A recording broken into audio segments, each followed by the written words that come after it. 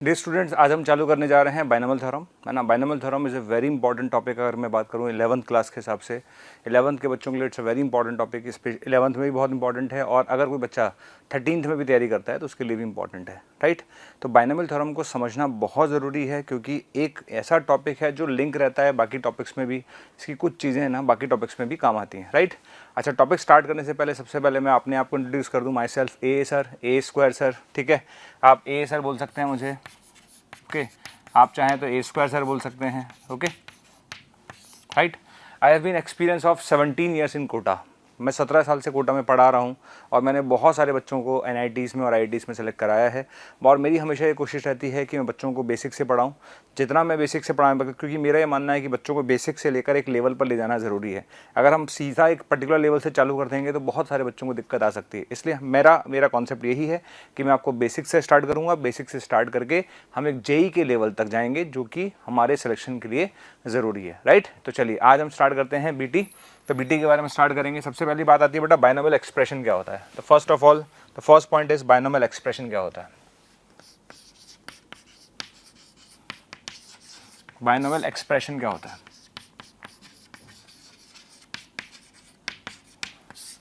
ठीक है। जैसे आपने दो अलजेब्रिक टर्म्स को ऐड कर दिया, राइट। तो अगर आपने दो अलजेब्रिक टर्म्स को ऐड कर दिया तो that is called binomial expression. तो बाइनोमियल एक्सप्रेशन का मतलब क्या है, बेसिकली इट्स ए कंसिस्ट, है ना। ये दो टर्म्स का जो सम होगा, दो अलजेब्रिक टर्म्स का जो सम होगा उसको कंसिस्ट करता है, that is called binomial expression. तो बाइनोमियल एक्सप्रेशन का क्या मतलब है, जैसे अभी मैंने x में y को ऐड कर दिया, ठीक है। अब मैंने जब बाइनोमियल x में y को ऐड कर दिया तो बेसिकली क्या बन गया, this is a binomial expression. जैसे मैंने x में 1/x ऐड कर दिया तो this is what, this is binomial expression, ठीक है। अगर मैंने x स्क्वायर में 1/x स्क्वायर को ऐड कर दिया, again this is a binomial expression, ठीक है। तो बेसिकली क्या है, it's a sum of two algebraic terms, ठीक है। बीच में प्लस भी हो सकता है, इट्स माइनस भी हो सकता है, ठीक है ना। तो जो भी है वो अब it's known as binomial expression, ठीक है। तो बाइनोमियल एक्सप्रेशन की अगर हम डेफिनेशन लिखना चाहें तो हम लिख सकते हैं। लिखिए बाइनोमियल एक्सप्रेशन की डेफिनेशन क्या होगी, ठीक है। एन एल्जेब्रिक टर्म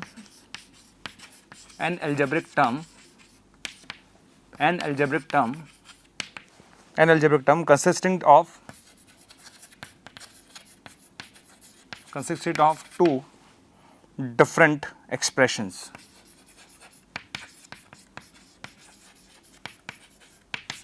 भाई अलजेब्रिक लगाने का मतलब क्या हुआ, बेसिकली अलजेब्रिक का मतलब उसके बीच में प्लस आ गया या माइनस आ गया, राइट, ठीक है। तो भाई अगर आपके पास इस तरह का कोई भी एक्सप्रेशन आता ना, that is known as binomial expression. सीधी सी बात है, मैं तो ज़्यादा उसमें घुसना नहीं चाहता, क्योंकि बाइनोमियल एक्सप्रेशन का मतलब सिंपल सी बात है कि जैसे मैंने x में y ऐड किया, x में मैंने 1/x ऐड किया, x स्क्वायर में 1/x स्क्वायर ऐड किया, तो this is known basically this is known as binomial expression, ठीक है। एक तो होता है बाइनोमियल एक्सप्रेशन, एक होता है बाइनोमियल थ्योरम, ठीक है। बाइनोमियल एक्सप्रेशन में और बाइनोमियल थ्योरम में क्या फ़र्क है, पहले आप उसकी बात कर लेते हैं। देखिए बाइनोमियल एक्सप्रेशन और बाइनोमियल थ्योरम में क्या फ़र्क है, ठीक।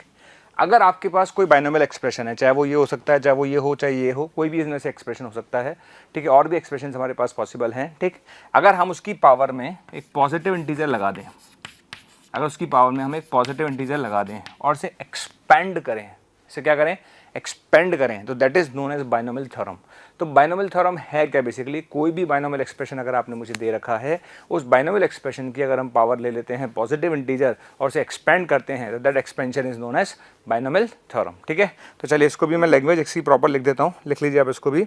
ए फॉर्मूला है, a formula by which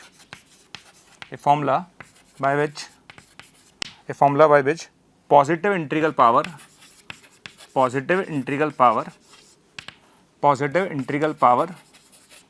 of a binomial expansion can be expanded. Binomial expression can be expanded.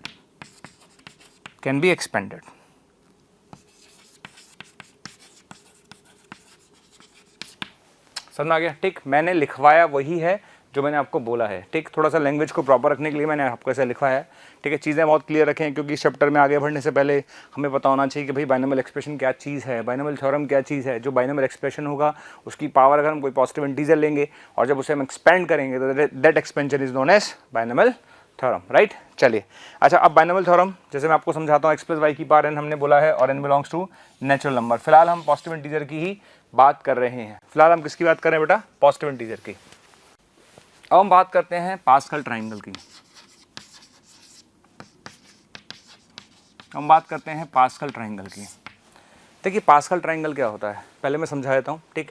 जैसे आपने यहाँ पे 1 लिखा, फिर आपने यहाँ पर 1 और 1 लिखा, ठीक है, फिर आपने वापस 1 लिखा, इन दोनों का सम लिखा 2, फिर वापस आपने 1 लिखा, ठीक है, फिर वापस 1 लिखा, इन दोनों का सम 3, इन दोनों का सम 3 और वापस 1 लिखा, ठीक है, समझ में आ गया। पहले आपने 1 लिखा, फिर 1 1 लिखा, फिर 1, फिर इन दोनों का सम 2, फिर लास्ट में 1, फिर 1 लिखा, इन दोनों का सम 3, इन दोनों का सम 3, वापस 1 लिखा, ठीक है, फिर 1, ठीक है, इन दोनों का सम 4, इन दोनों का सम 6, इन दोनों का सम 4, इन दोनों, ये फिर वापस 1 लिखा, ठीक है। तो इस तरह से अगर हम बनाते हैं ना बेसिकली तो एक ट्राइंगल टाइप का बन जाता है।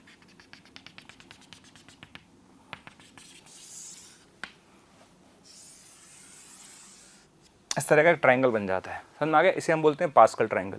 अच्छा पास्कल ट्राइंगल का यूज़ क्या है, देखिए इनिशियली इसी चीज़ को जैसे दो लोगों ने इसी चीज़ को समझाया, तो पास्कल ने समझाया था, मैं पास्कल के हिसाब से बताता हूँ, फिर हम बात करेंगे न्यूटन के हिसाब से। तो फिलहाल पास्कल ने क्या समझाया था मैं आपको समझाता हूँ। जैसे मान लेते हैं उसने बोला यार x + y की पावर 0 क्या होगा, तो हमने बोला 1 होगा, ठीक। फिर उसने बोला x + y की पावर 1 क्या होगा, तो उसने बोला यार x + y की पावर 1 जो होता है 1 × x होता है प्लस 1 × y होता है।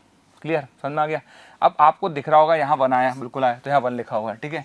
फिर 1 1 आया तो यहाँ पर 1 और 1 लिखा हुआ है, ठीक है। अब आप लिखेंगे x + y का स्क्वायर, क्या लिखेंगे x + y का स्क्वायर, ठीक है। जब आप x + y का स्क्वायर लिखेंगे तो क्या होगा, x² आएगा। x कम करते जाओ y बढ़ाते जाओ, x कम करते जाओ और y बढ़ाते जाओ, x कम कर दिया y बढ़ा दिया, प्लस x कम करते जाओ y बढ़ाते जाओ।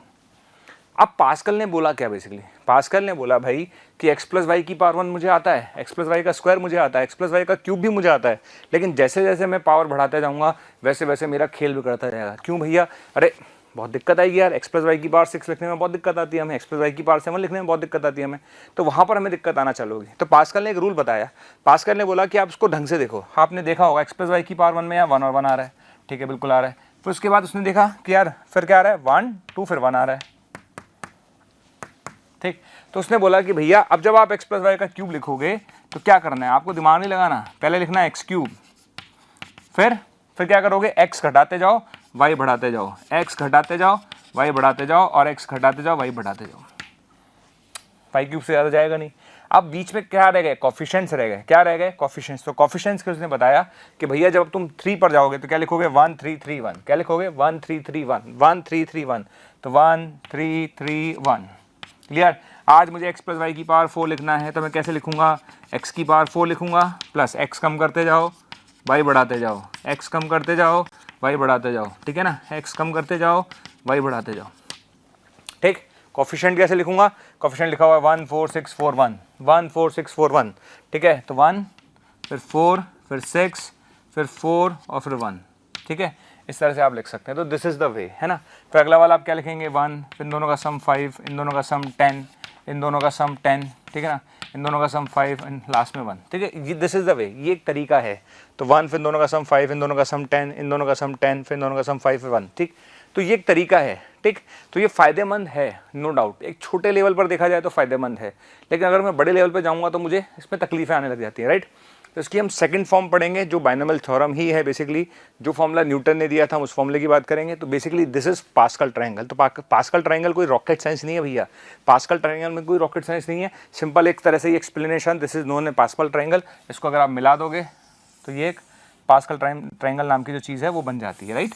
इस तरह से पास्कल ट्रायंगल बन जाता है। ओके चलिए, अच्छा अब हम बात करते हैं बाइनोमियल थ्योरम के, एक्चुअल जो बाइनोमियल थ्योरम देखते हैं उसकी बात करेंगे।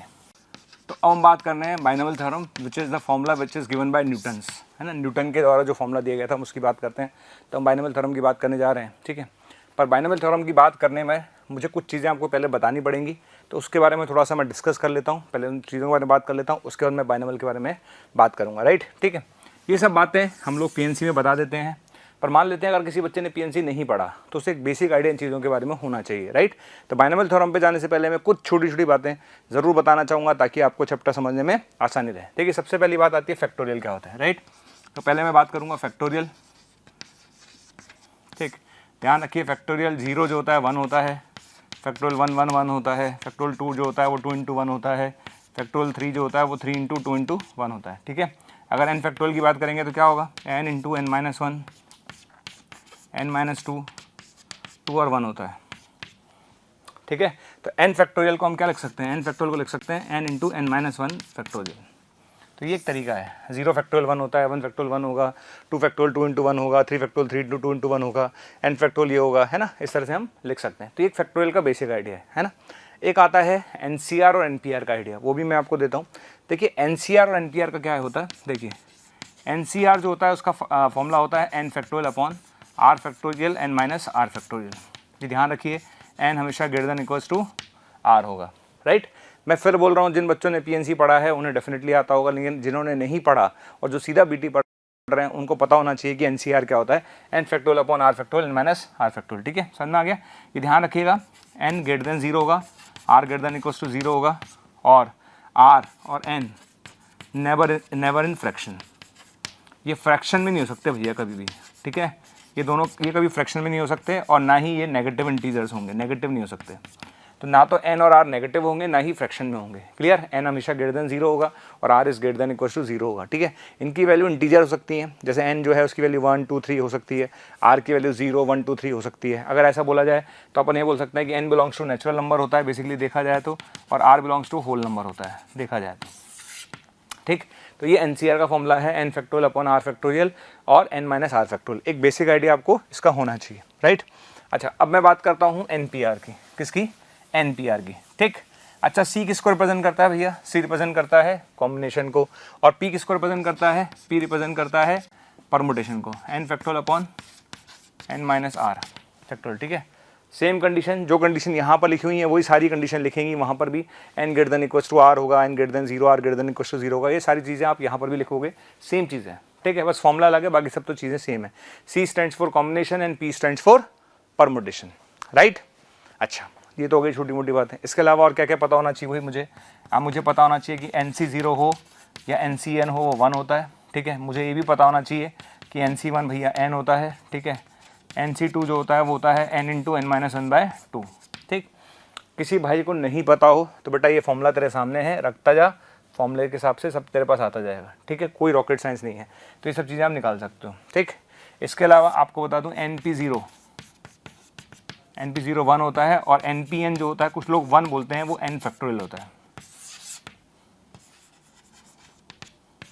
समझ में आ गया। तो NP0 1 होता है और NPN जो होता है वो n फैक्टोरियल होता है, ये बात ध्यान रखिएगा, राइट। तो NP0 1 होता है और NPN जो होता है वो n फैक्टोरियल होता है, राइट। ये सब छोटी छोटी बातें जो हमें पता होनी चाहिए। ठीक, अच्छा, अब ये तो हो गया इनके बारे में। इसके अलावा इनकी कुछ बेसिक प्रॉपर्टीज़ हैं, उसके बारे में बात करेंगे, तो आइए उनके बारे में भी हम बात करते हैं। ठीक, चलिए, तो हम बात करेंगे कुछ इनकी बेसिक प्रॉपर्टीज़ के बारे में,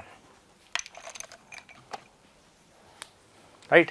तो मैं बात करने वाला हूँ बेटा NCR एंड NPR की जो प्रॉपर्टीज़ है ना, properties of NCR and NPR।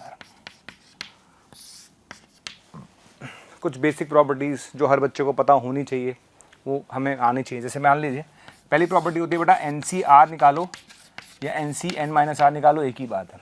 जैसे मान लो मैंने आपसे पूछा कि भैया मुझे तो 10C8 कैलकुलेट करना है, तो 10C8 कैलकुलेट करने की बजाय अगर हम 10 माइनस 8 कैलकुलेट करेंगे तो एक ही बात है बेटा।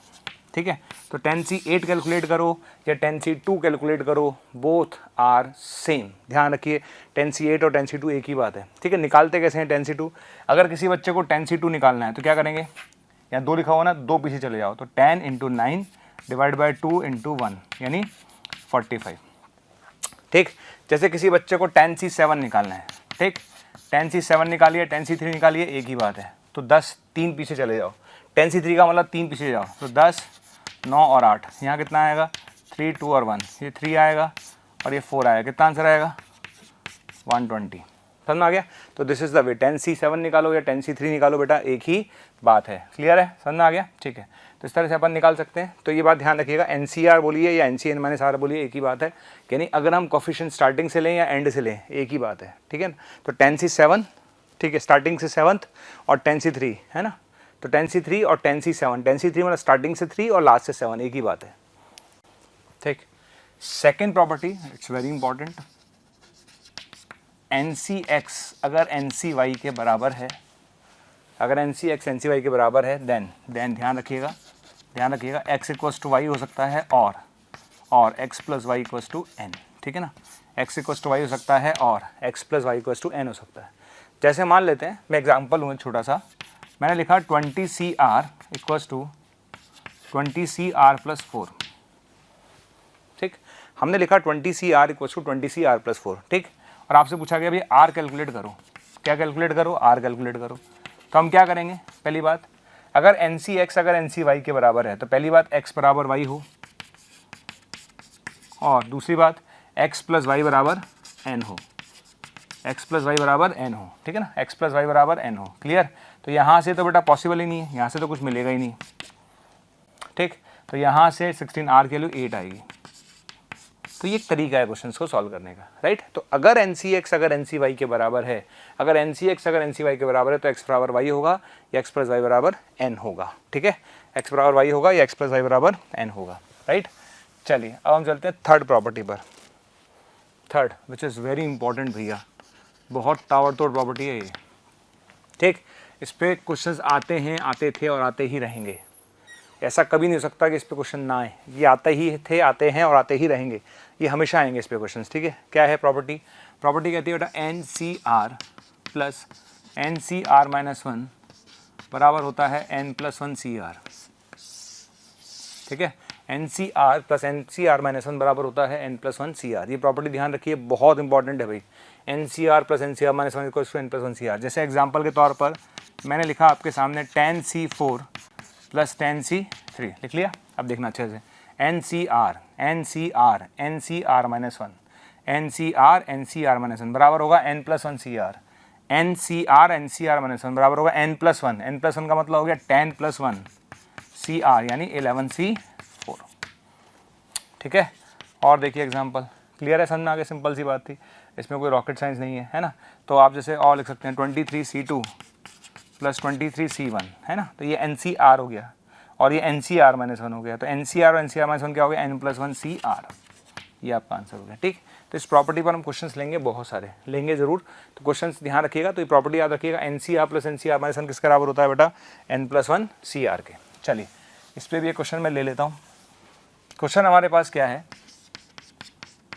47C4 plus R equals to 1 से लेकर 5 तक 52 माइनस R C3, ठीक। 47C4 plus R equals to 1 से लेकर 5 तक 52 माइनस R C3, ठीक है। इसको करना है सॉल्व, कैसे करेंगे भाई, हमने स्टार्ट किया क्वेश्चन, तो कैसे करेंगे देखिए। इसको लिखेंगे 47C4 लिखेंगे, अच्छा R के लिए 1 रखो, फिर 2 रखो, फिर 3 रखो, फिर 4 रखो, फिर 5 रखो। मैं पहले 5 रख देता हूँ। 5 रखेंगे तो क्या आएगा 47C3, फिर 4 रखेंगे तो क्या आएगा 48C3, फिर क्या आएगा 49C3, फिर क्या आएगा 50C3 और फिर क्या आएगा 51C3, ठीक है। तो आपने आर के लिए 5 रखी, फिर 4 रखी, फिर 3 रखी, फिर 2 रखी, फिर 1 रखी। फ़र्क क्या पड़ता है, समी तो है, 1 से 5 रखो या 5 से 1 रखो, कोई फ़र्क नहीं पड़ता, राइट। अब थोड़ा दिमाग लगाना भैया, दिमाग से खेलना है अपन को, दिमाग से, ठीक है। दिमाग से कैसे खेलेंगे, गौर से देखो इसे, क्या करेंगे, गौर से देखो इसे, NCR आहा, NCR माइनस 1 आहा, NCR plus NCR minus 1 becomes n plus 1 CR। तो ये बनेगा 48C4, बिल्कुल सही जवाब। अरे 48C4 को अगर मैं 48C3 के साथ ज्वाइन करूंगा तो कितना बनेगा 49C4, बिल्कुल सही जवाब। अगर 49C4 को अगर मैं 49C3 के साथ ऐड करूंगा तो 50C4, और 50C4 को इसके साथ ज्वाइन करूंगा तो 51C4, और उसको इसके साथ ज्वाइन करूंगा तो आंसर विल बी 52C4, ठीक। प्रॉपर्टी से कर रहा हूँ मैं, कोई हवा में नहीं चल रहा है सब कुछ। अब इन दोनों को सम करके देखो 48 आ रहा है, ठीक है। कौन सी प्रॉपर्टी, प्रॉपर्टी पीछे लिखी हुई है, फिर इसका इसके साथ सम निकालेंगे, फिर प्रॉपर्टी लगेगी 49, फिर 49 के साथ ऐड करेंगे 50 के साथ 51 के साथ 52C4।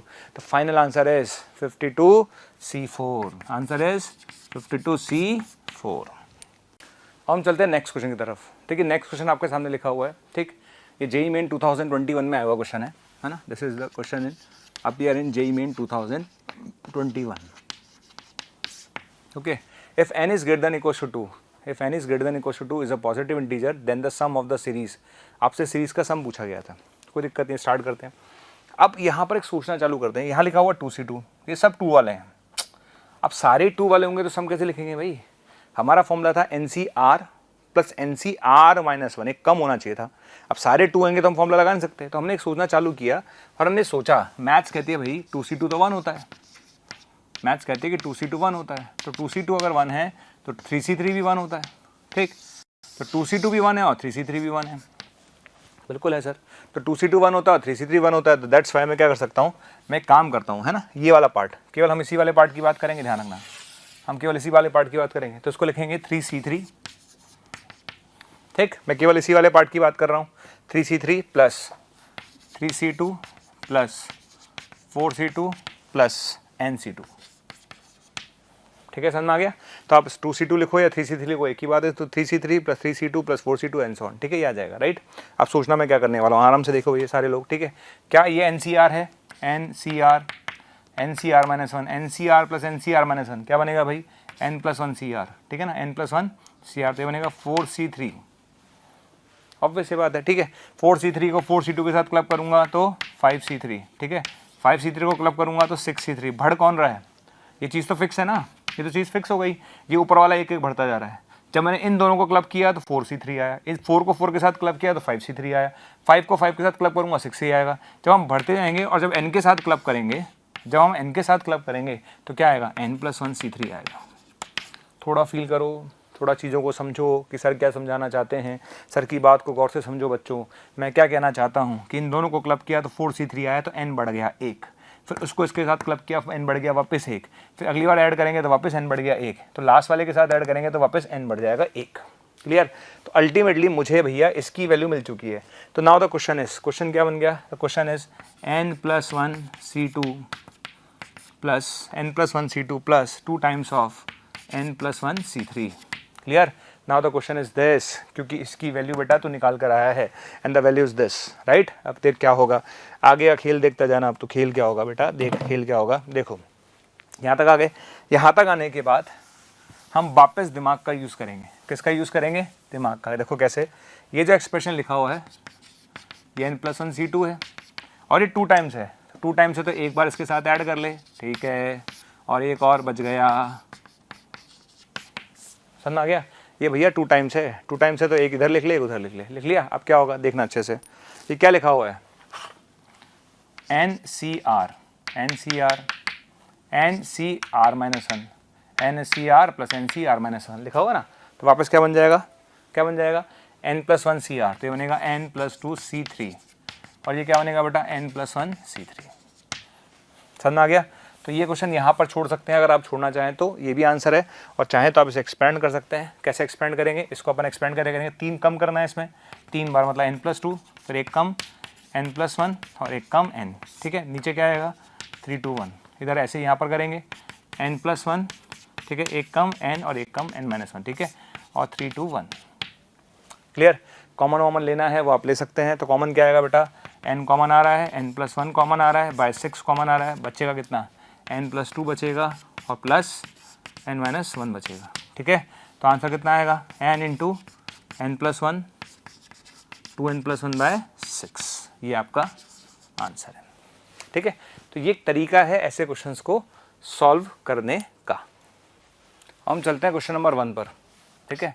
क्वेश्चन नंबर 1 पर आ जाइए, क्या करेंगे, क्वेश्चन नंबर 1 कैसे सॉल्व करेंगे। देखिए इस क्वेश्चन नंबर 1 को सॉल्व करने के लिए सबसे पहले करना क्या हमें, ठीक है, इस टर्म को मैं इधर ले आता हूँ, है ना, इस टर्म को मैं इधर ले आता हूँ, ठीक है। तो मैं इस टर्म को इधर ले आया, ठीक। तो मैंने क्या किया अभी 39C3R में 39C3R माइनस 1 ऐड कर दिया और उसको इधर ले गए, तो 39CR स्क्वायर में 39CR स्क्वायर माइनस 1 ले गए, समझ आ गया। तो ये चीज़ इधर जाके ऐड हो गई और ये चीज़ उधर जाके ऐड हो गई। क्लियर। अब यहाँ तक आ गया। अब सुनना क्या होगा अच्छे से, ये क्या है भाई, NCR है, ये NCR माइनस 1 है, ठीक है, NCR प्लस NCR माइनस 1। तो NCR प्लस NCR माइनस 1 क्या होता है, N प्लस 1 CR, क्या होता है, N प्लस 1 CR, ठीक है ना। NCR प्लस NCR माइनस 1 क्या होता है, N प्लस 1 CR। तो ये आ गया 40CR, इधर आ जाइए। ये क्या हुआ, NCR plus NCR minus 1, NCR plus NCR minus 1 क्या हो गया, N प्लस 1 CR, तो 40CR स्क्वायर। क्लियर। तो NCR प्लस NCR माइनस 1 हो गया N plus 1 CR, NCR plus NCR minus 1 कितना हो गया, N प्लस 1 CR, ठीक है। और चूंकि ये 40C3R और ये 40CR स्क्वायर है, दोनों को इक्वल कर दीजिए। जब दोनों का अपन NCX और NCY, हमने एक प्रॉपर्टी पढ़ी थी आज ही, NCX अगर NCY के बराबर है, हमने क्या बोला था, NCX अगर NCY के बराबर है, अगर NCX अगर NCY के बराबर तो दो बातें हो सकती हैं। क्या हो सकता है, एक तो होगा x plus Y equals to n और x इक्वल्स टू वाई, समझ में आ गया। तो दो बातें हो सकती हैं भाई, x plus Y equal to N हो सकता है और x इक्वल टू वाई हो सकता है, ठीक है। इसको सॉल्व कर लेते हैं। तो यहाँ से अगर इसको सॉल्व करेंगे तो आएगा R square plus 3r minus 40 equal to 0। तो यहाँ से आएगा r plus 8 into R minus 5 equal to 0। तो r की दो वैल्यू आएंगी -8 और 5। ये हो नहीं सकता, r की वैल्यू 5 हो सकती है भाई। -8 तो पॉसिबल ही नहीं है, r तो नेगेटिव हो नहीं सकता, तो r की वैल्यू -8 तो हो नहीं सकती, 5 हो सकती है। अच्छा दूसरा वाला पार्ट क्या है बेटा, दूसरा वाला पार्ट है r स्क्वायर बराबर 3r, r स्क्वायर बराबर 3r, तो r की वैल्यू आएगी 0 और 3, 0 और 3, ठीक है।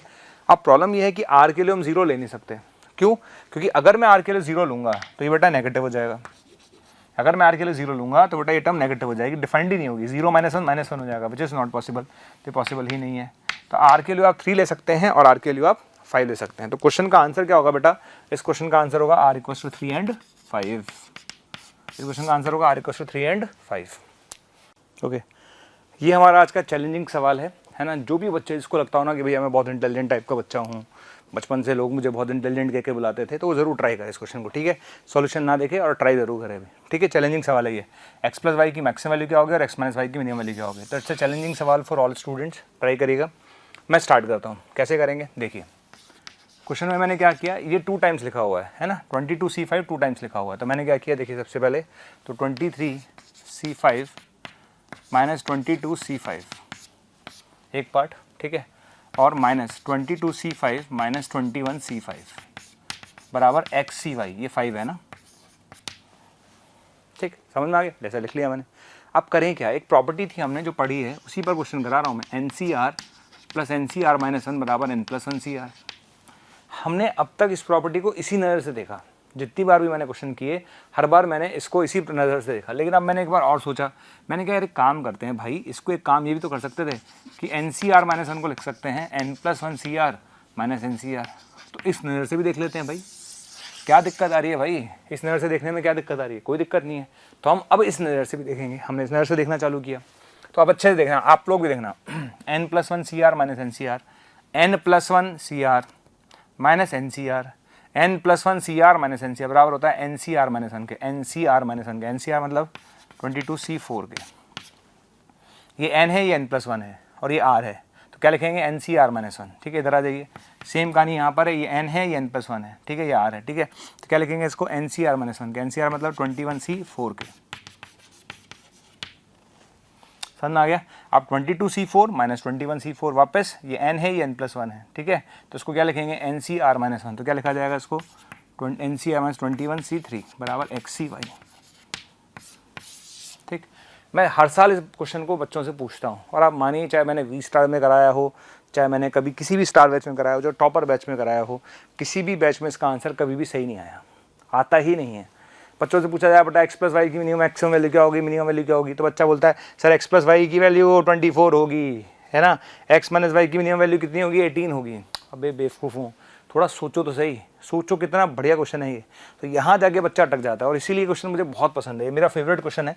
21c3, ठीक है, तो 21c3 की पहले वैल्यू कैलकुलेट करते हैं, कितनी आएगी 21 इंटू 20 इंटू 19, ये आ गया 3 2 1, ये गया 10, ये गया 7, ठीक है। तो कितना आएगा भाई, 7 9 जा 63, है ना, 6 बचेगा, ये 1330 आ रहा है भाई। तो इसकी वैल्यू 1330 आती है, और जब इसकी वैल्यू 1330 आ रही तो मैंने दिमाग लगाया, क्या इस एक्सप्रेशन की वैल्यू जब 1330 आ रही है तो क्या मैं इसको 1330 C1 नहीं लिख सकता? हाँ लिख सकता हूँ सर, लिख सकता हूँ सर। अरे तो सोचो सर, फिर तो हमारा आंसर गलत आया था, अभी और गलत आएगा, अभी और देखो, खेल खत्म नहीं हुआ, अभी तो खेल चालू हुआ है। तो बच्चे यहाँ तक पहुँच जाते हैं, ठीक ठाक बच्चा होगा, अच्छा बच्चा होगा, पहुँच जाएगा भाई, यहाँ तक कोई लफड़ा ही नहीं है भाई। लफड़ा इसके बाद चालू हुआ। क्वेश्चन क्या पूछा गया था, वैसे पूछा था आपसे x प्लस वाई की मैक्सिमम वैल्यू बताओ और x माइनस वाई की मिनिमम वैल्यू बताओ, क्वेश्चन तो ये पूछा था भैया आपसे, ठीक है। तो अब क्या करेंगे सर, तो अब देखना, क्या 1330 C1 को क्या मैं 1330 C1329 लिख दूँ? बिल्कुल लिख सकते हैं। अरे ऐसे लिख या ऐसे लिख, एक ही बात है, ये और ये एक ही बात है, ठीक।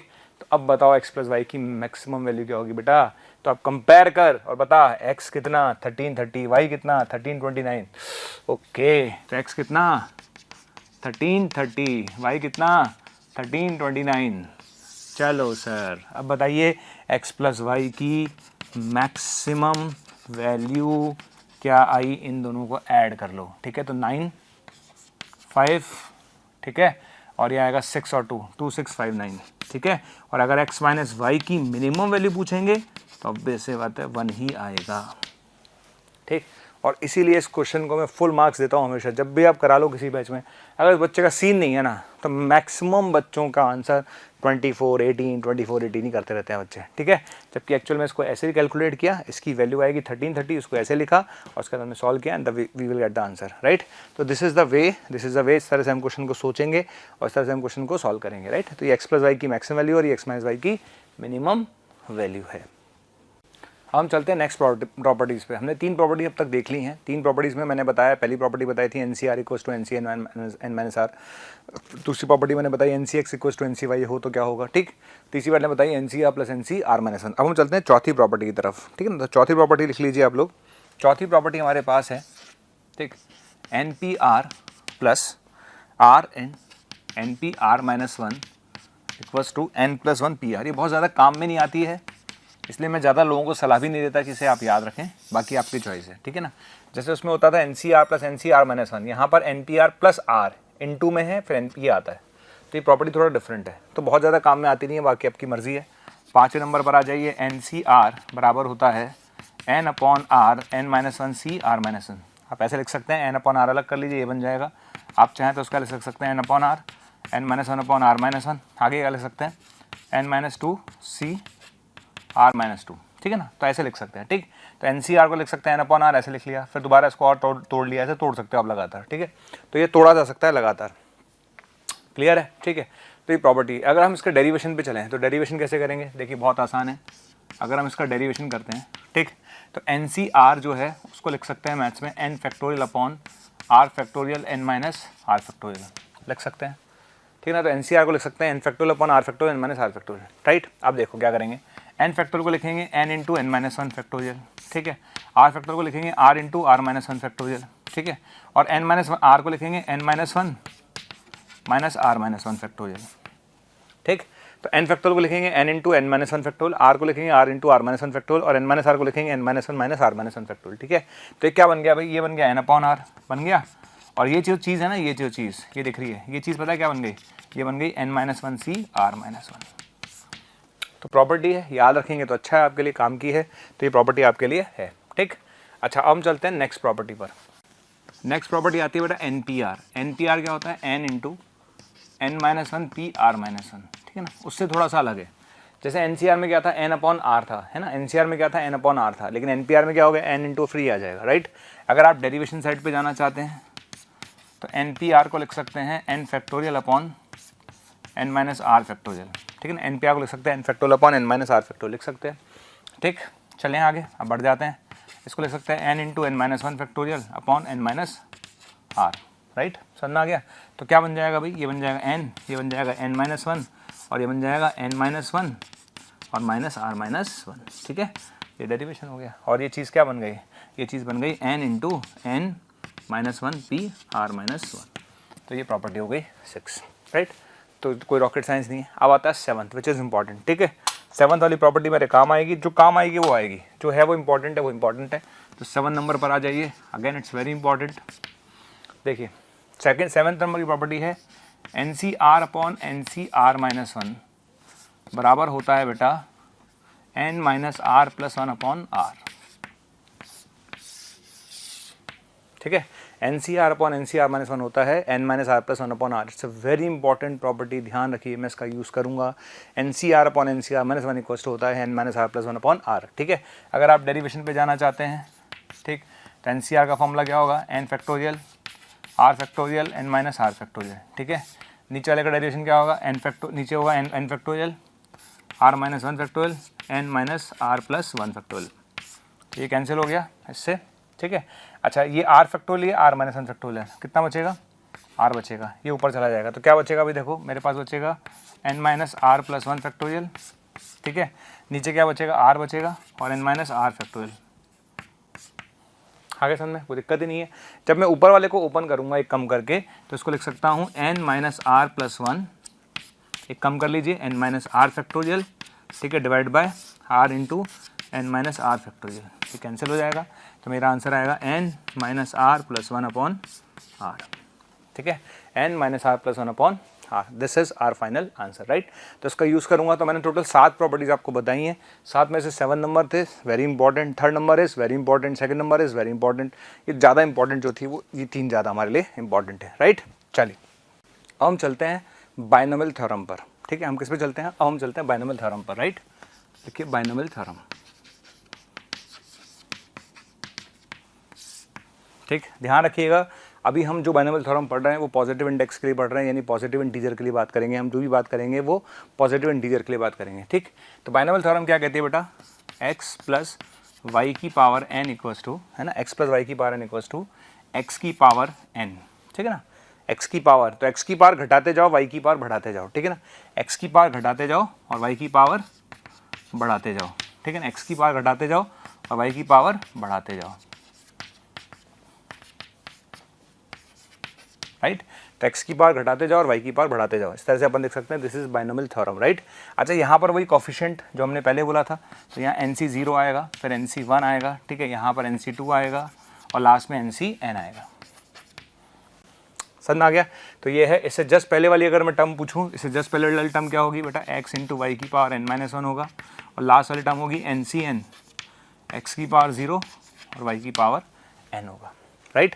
तो बेसिकली ये कहलाता है बाइनोमियल थ्योरम, ठीक, ओके, बार बार बोल रहा हूँ ये बाइनोमियल थ्योरम है, ठीक है, x प्लस वाई की power n equals to NC0, है ना, x की power n plus NC1 x की power n minus 1 to y, है ना, x घटाते जाओ y बढ़ाते जाओ, x घटाते जाओ y बढ़ाते जाओ, तो इस तरह से अपन लिख सकते हैं, this is known as binomial theorem, right.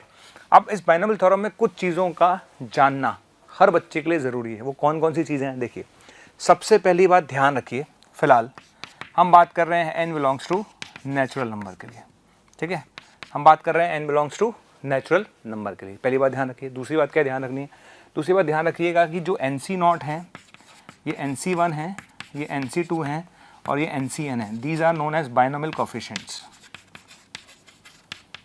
ठीक है, इन्हें हम बाइनोमियल कोफिशिएंट्स बोलते हैं,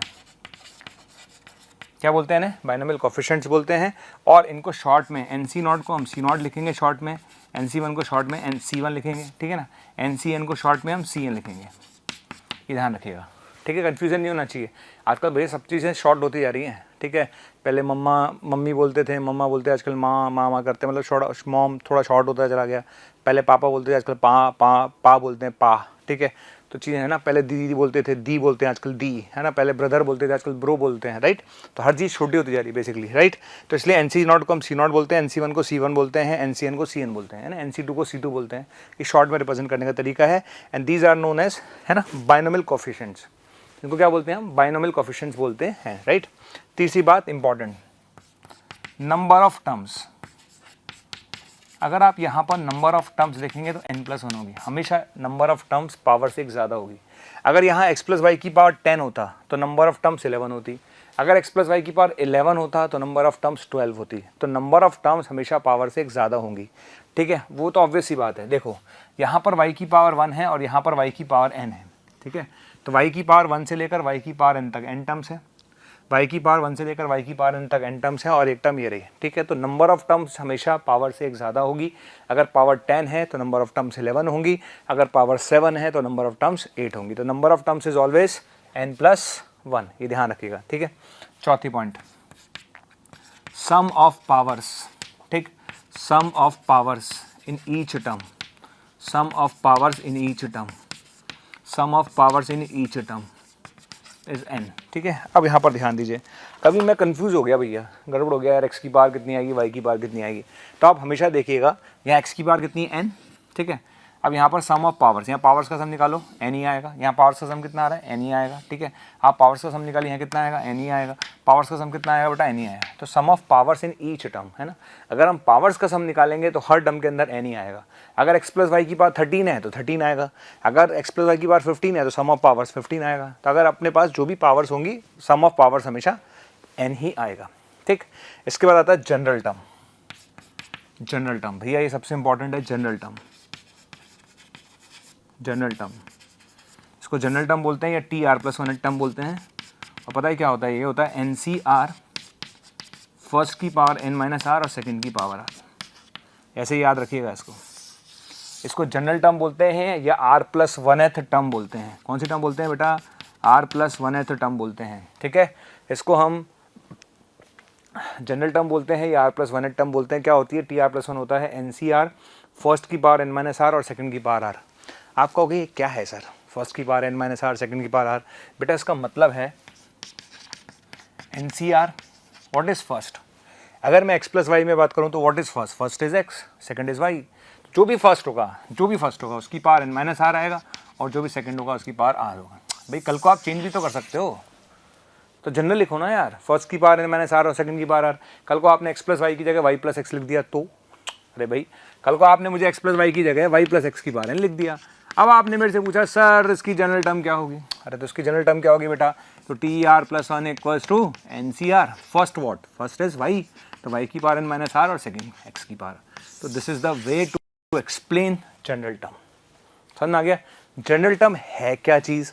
जनरल टर्म का मतलब होता है r की वैल्यू रखते जाओ और टर्म निकालते जाओ। जैसे ये कौन सी टर्म है? Term number 1, term number 2, term number 3। अब मैं चाहता हूं कि भई मुझे टर्म नंबर 3 चाहिए, तो टर्म नंबर 3 चाहिए, उसके लिए मुझे क्या करना चाहिए? r की जगह 2 रख दो। जैसे ही r की जगह 2 रखूंगा टर्म नंबर 3 आ जाएगी। क्लियर? तो r की जगह 2 रखो। जैसे r की जगह 2 रखा T3, कौन सी टर्म आ गई? थर्ड। तो r की जगह 2 रखते ही तीसरी टर्म आ जाएगी। तो क्या आएगी? NC2 x की पावर n माइनस 2 y की पावर 2। देख लो यही आएगी। ठीक। तो जनरल फॉर्मूले का मतलब है कि इसमें r के लिए रखते जाओगे तो आप कोई भी नंबर ऑफ कोई भी टर्म जो है, किसी भी नंबर की टर्म आप निकाल सकते हो। राइट? तो ध्यान रखिएगा। और क्या क्या पॉइंट्स हैं उनकी बात करते हैं। ये जो एक्सपेंशन आपके सामने लिखा हुआ है x+y की पावर n, ये जो एक्सपेंशन लिखा हुआ है इसको हम लिख सकते हैं, इसी को हम लिख सकते हैं चाहें तो क्या लिख सकते हैं? NCR फर्स्ट की पावर n माइनस आर और सेकंड की पावर r। ठीक है, इसको लिख सकते हैं फर्स्ट NCR फर्स्ट की पावर n माइनस आर और सेकंड की पावर r। और r कहाँ से स्टार्ट होगा बेटा? r स्टार्ट होगा 0 से लेकर और n तक। ठीक है, तो इसको शॉर्ट में लिखना चाहो तो आप इसे रिप्रेजेंट कर सकते हो इस तरीके से। एक ही बात है, एक ही बात है। आप ऐसे लिखो या ऐसे लिखो, एक ही बात है। r के लिए 0 रख कर देखो, पहली टर्म आ जाएगी। r के लिए 1 रख के देखो, दूसरी टर्म आ जाएगी। तो इसको शॉर्ट में आप ऐसे भी लिख सकते हो। तो ये रिप्रेजेंटेशन का तरीका है, जिसको जैसा अच्छा लगे वो रिप्रेजेंट करे। तो ये बात ध्यान रखिएगा, ऐसे लिखें या ऐसे लिखें, एक ही बात है। ठीक। अब यहीं पर एक छोटी सी बात मैं आपको समझाता हूँ, वो है sum of binomial coefficients. Sum of binomial coefficients, sum of binomial coefficients. ये बात आराम से हम यहाँ समझ लेते हैं कि भैया बाइनोमियल कोएफिशिएंट्स का सम क्या होता है। बाइनोमियल कोएफिशिएंट है कौन कौन से? NC0, NC1, NC2, NC1, NCn, ये सब बाइनोमियल कोएफिशिएंट्स है। इनका सम चाहिए मुझे। क्या चाहिए? मुझे सम चाहिए। किसका सम चाहिए भाई? मुझे चाहिए NC0 plus NC1 plus NC2 and so on NCn। इनका सम का सम चाहिए और इनका सबका सम होता है 2 की पावर n। कितना होता है? 2 की पावर n। ये मैं बाद में भी बताऊंगा कैसे आया और मैं अभी भी बताऊंगा कैसे आया। ठीक है, समझ में आ गया? तो ये कहलाता है बाइनोमियल कोएफिशिएंट्स का सम। सारे बाइनोमियल कोएफिशिएंट्स का सम कितना होता है बेटा? 2 की पावर n। आया कहाँ से?